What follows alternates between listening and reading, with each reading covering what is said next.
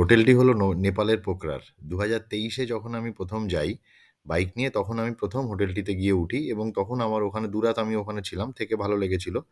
তাই আমি 2nd টাইমও ডিসাইড করি যে ওখানে গিয়েই থাকবো। আর এই সময় কথোপকথন হচ্ছিল ছবি আদান-প্রদান নিয়ে। দেখা গেল এখন বললি সন্ধ্যেবেলাতে একটা ছবি বানাবো, হ্যাঁ কি রাখবো দিচ্ছে, পরের দিন আসবো দেবো, ঠিক আছে। ধর আজ থেকে প্রায় 6 মাস হয়ে গেছে আমার শিলং ঘুরে এসেছি। ফটো এখনো ক্লিয়ার হয়নি। না হয়তো মানে সাকুল্যে 4-5টা ছবি পেয়েছি আমি। 4-5টা? হ্যাঁ অরিজিনালি তাই।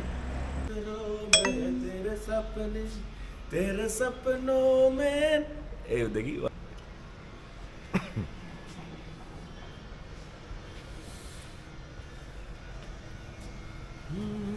साथ हो या ना हो क्या फर्क है बेदर्द सी बॉलीवुड বাচ্চা আর ও কাজ।